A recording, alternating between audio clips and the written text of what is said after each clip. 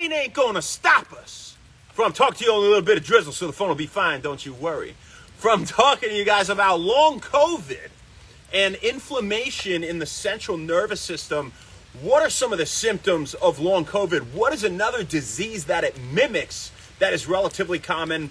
What can we do about it? What do we know about it? What can we do in terms of lifestyle and nutrition, just being healthier to help us have more energy, to think more clearly, reduce that lethargy, headaches and confusion, all these aches and all sorts of things that are remnant effects of COVID, right? And long COVID is such a common thing that I see in so many patients, I see in so many people, they just don't seem to feel right now. And so what I want to share with you is a recent study they did where they took functional MRI and they examined the brains of people that had long COVID. They wanted to see what regions of the brains are being affected. What is the lasting effect here? Is there a lasting effect? It did have a lasting effect. And these are people that had symptoms for more than 3 months following having COVID, right? And they had structural changes in certain portions of their brain, namely the frontal lobe, temporal lobe, and the cerebellum. So what is the frontal lobe? And some other ones, but those are the big ones. And so what is the frontal lobe responsible for? Well, that's higher executive functions like planning and reasoning and problem solving. The temporal lobe is more involved in processing things, processing emotions and memories, and also speech and language. And when it comes to the cerebellum, that's of course involved in posture and balance and movement, right? So these are all really important things. And why was there a lasting effect? And why was there interfered connectivity or altered connectivity between these brain regions and people that have long COVID? Well, we don't really know exactly, right? We don't know all that much about COVID. It's a relatively novel disease, of course. But we do know that it mimics one other disease in remarkably similar fashion in terms of how it affects the brain to have a lasting effect. And that's chronic encephalomyelitis. Chronic encephalomyelitis, aka chronic fatigue syndrome, is what it's more commonly known as. And let's break it down. So what is that? Chronic, well, it's been going on for some time. Encephalo refers to the encephalon, or the brain, right? Myelitis. Myelo means brain or spinal cord. It could mean bone marrow, but in this case, it means spinal cord, right? Really spinal cord or bone marrow. In this case, it means spinal cord, and itis is inflammation, right? Or infection typically, but it's inflammation here, right? And so we have chronic inflammation of the brain and spinal cord, and that basically means we want to reduce inflammation in the central nervous system, aka brain and spinal cord, and seems like it might bode well for chronic encephalomyelitis. And if that presents very similarly on functional MRI and how it affects the brain as long COVID, then maybe we could see some benefit here for people that have long COVID. This video is not intended to treat, diagnose, cure, prevent any disease. Go see your doctor if you have long COVID. If you have any medications you're taking, anything like that, symptoms, go see somebody, blah, blah, blah, blah, blah. Disclaimer. So what could cause chronic encephalomyelitis? It could be things like stress. It could be a chronic disease, right? It could be things like infection, acute, it could be chronic, all sorts of stuff like that.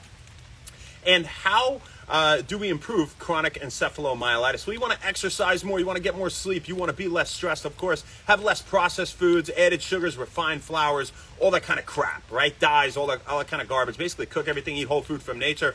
What we say all the time, guys, have a lot of healthy fats, have anti-inflammatory foods, don't skip out on your leafy greens, your berries, nuts, and seeds, your fatty fish, all stuff like that. So what are some foods that reduce neuroinflammation? Neuro is nerves, aka nervous system or brain we're referring to here. So what are some foods that could reduce brain inflammation, and how, right?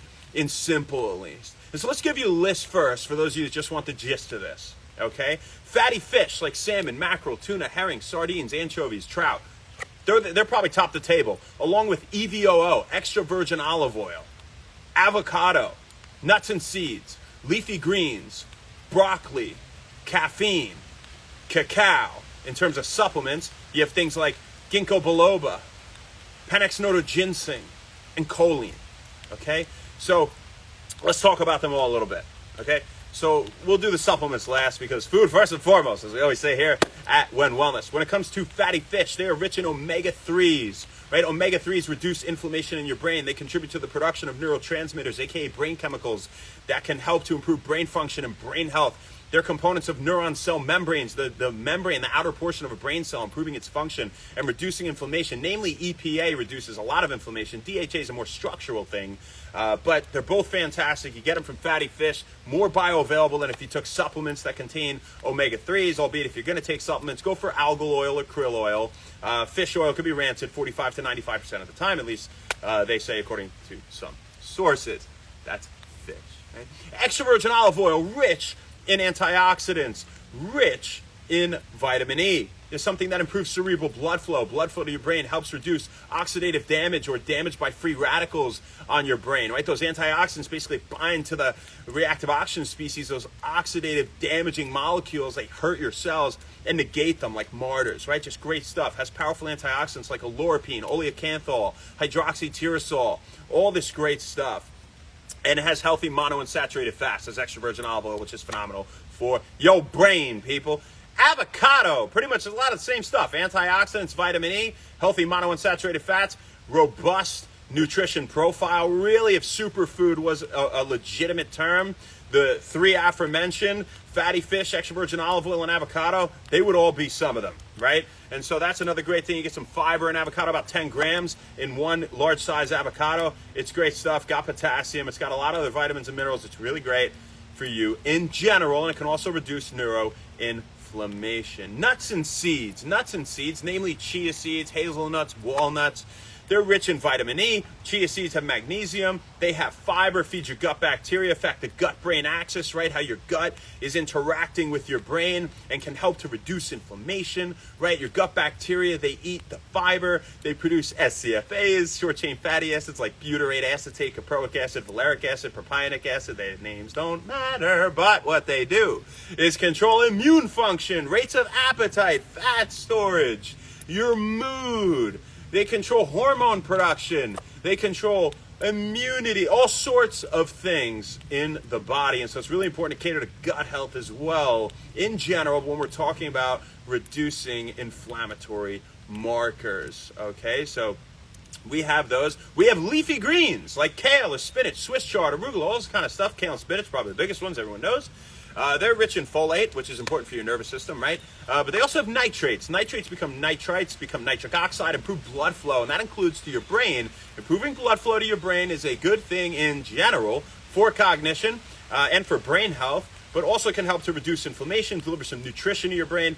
It's a damn good thing. You want to have your leafy greens. They're also rich in vitamin K, right? Broccoli is rich in vitamin K, also has some choline and is powerful anti-inflammatory. I believe sulforaphane is the antioxidant that you find in high amounts in broccoli, right? And so when we talk about caffeine, caffeine is phenomenal for your brain. And we talk about it binding adenosine receptors. It has a greater affinity for adenosine receptors, and by competitive inhibition, it binds to them, prevents adenosine from binding, and so adenosine would otherwise make you tired. So caffeine helps to keep you awake. It promotes fat burning by increasing adrenaline, aka epinephrine, right? And it does that by inhibiting the enzyme phosphodiesterase, which reverts cyclic AMP back to AMP. And so we keep it in its cyclic form. Typically takes about 1.36 milligrams per pound of body weight for it to do that. But some sources say you can have any amount of boost metabolism, but also reduces inflammation. So it's really good for you. Caffeine, get your coffee or get your Super U. Here's another reason to get Super U. It has two of the next three ingredients that we're going to mention. Ginseng, it has, right, in the form of estrogen, astragalus combined with Panax notoginseng, a patented compound by New Life Science, reduces inflammation in your gut, improves intestinal permeability, the absorption of vitamins and minerals, and it's just good for you, reducing inflammation, right? And ginseng itself reduces inflammation. Now, choline is also something that's in Super U, but you find choline in egg yolk, in meat, in fish. Really think like meat and fish when it comes to choline. There's a lot of it, right? And so choline is a precursor to acetylcholine. The learning neurotransmitter facilitates learning and memory and focus and attention and mood and motivation and muscle contraction. Some supplements that are rich in choline are alpha GPC. Alpha glycerylphosphorylcholine is probably number one. That's what's in Super U. It's got the highest percent, about 40% choline by weight. And then you have, it's also involved in muscle contraction, by the way, is choline. Levels of acetylcholine deplete as you exercise, so it's important for physical performance to boost them. 600 milligrams of alpha GPC boosts growth hormone as well, right? Now, when it comes to choline, it also exerts a neuroprotective effect on the brain, and it reduces inflammation by deactivating glial cells. Glial cells, basically these immune cells, they're phagocytic cells, meaning they're phagocytes like Pac-Man. They nom up, debris in your central nervous system. They clean it up, right, and whatnot. They have a lot of other functions too, but this is one of them. We're talking about immunity, and so they help to deactivate them in terms of them being overactive, right? And that's a hyperactive immune response is not good. It's increased inflammation, is associated with hyperactivity of the immune system, and so that's something we would like to tone down a little bit if we can, naturally, of course, not by taking things like NSAIDs, which can cause you to have damage to your gut lining and ulcers in the stomach and all sorts of issues, and you can't absorb B12 as well. You don't produce as much intrinsic factor from parietal cells in the walls of your stomach and all these sorts of things. But choline is good because of the deactivation of glial cells. It's also good because it prevents the buildup of beta amyloid plaques, and it's just great anti-inflammatory. So choline. Egg yolk has a lot of choline as well. Make sure you get it from pasture-raised eggs. They have 3 times the amount of vitamin D, 2 times the amount of omega-3s, 4 times the amount of vitamin E, 7 times the amount of beta-carotene as traditional grain-fed eggs, we could say, that are produced from grain-fed hens. However you want to say that, the cheap eggs, the shit, right? So it's worth getting them, you guys. Pay a little more. Go to Aldi, they're like $4.50 a dozen. It's just totally reasonable, right? Instead of paying $9, I get that could be a lot. But even still, how much you spend when you eat out, still not that much, right? Even if you got the expensive ones. So choline, okay? Then we have ginseng, and ginseng's really interesting because it binds and activates glucocorticoid receptors and steroidal anti-inflammatory drugs, not non-steroidal ones. This would be like dexamethasone, and this would be things like cortisone or cortisol. Cortisol becomes cortisol in the body, right? That reduce inflammation, and it could even reduce swelling. And, this is something that ginseng naturally does. So binding these glucocorticoid receptors helps to reduce inflammation. Ginseng is also a top option for memory and focus and sexual function and libido. So it's a really good thing for you in general. Ginkgo biloba improves cerebral blood flow to your brain, has antioxidant, anti-inflammatory properties. It's just absolutely great stuff. Get it standardized for 24% flavone glycosides, 6% terpene lactones. If you're going to get it, make sure the ginseng's standardized for 2 to 3% ginsenosides, or it's in the form of a patented compound like we have in Super U. It doesn't show the standardization, but it comes with the standardization that it's a very potent form of ginseng, right? That's combined with the astragalus and Rosa Roxburghi and Super U. But first and foremost, remember everything we said about nutrition and diet. The end there was just for you guys who are science nerds, who are curious about the biochemistry a little bit, some pharmacology, whatever you want to call it, and how these drugs work, right? And so, or natural supplements or substances, you could say. But they have pronounced physiological effects in humans, and they help to reduce inflammation. Now, don't forget also about things like berries. Blueberries are amazing. They're the number one food for memory and focus, by the way, in terms of food, right? Blackberries, raspberries, right? All that kind of stuff. Really, most colorful fruits and vegetables will help to reduce inflammation. And I'm trying to think if we talked about one that we didn't mention. Oh, what are the antioxidants in avocados? Namely, lutein and zeaxanthin, right? If you guys were curious, all right? You also find some zeaxanthin in corn, right? Anything that has that like yellow-orange color, typically, but avocado, I guess, is an exception here. Egg yolk has the most lutein and zeaxanthin combined, right, in terms of natural source. I hope you guys got something out of that. I get carried away because I have so much fun talking about this. And I was just talking to a patient about boosting testosterone levels for like 40 minutes, way too long. I wasn't getting paid for it. I was just having a blast. And I just want to help you guys be healthier. So if you have long COVID, if you have, chronic encephalomyelitis, chronic fatigue syndrome, or if you're just tired all the time, you have lethargy, difficulty concentrating and focusing, and headaches, and there's all these other things. Number one supplement, if you were curious, for headaches that are at least migraines, that would be Feverfew, medieval aspirin, right? There's also a promise of magnesium and vitamin D and all sorts of other things, right? But, take it to the bank with you. Food and lifestyle first and foremost. That's what we got for you. Super interesting, I thought. Greg, what's up? Glass, Billy, Frank, Jay, Ernst. Ma, love you. You're the best. Sabiha is here. Hello, my dear. Look at that. I'm trying to change up tones on you. Get a little practice, different tones. Brandon Malone. What's up, brother? Sisters. Egocentric. John V. Bonbon. Kadarios. Gary. Morris. What's up? S. Hello, beautiful girl. Bull City. It's Kamal. I haven't seen you in too long, Ashley. What the hell? Pelvinan and Remen. Thank you guys so much for the support. As for now, so we got for you, folks. We'll see you tomorrow, baby. Not sure where, not sure when, but we'll see you then. Have an amazing day. Thank you, Mom. Happy Sunday. Oh, thank you. Love you so much. And happy when wellness. Slim Fit, what's up?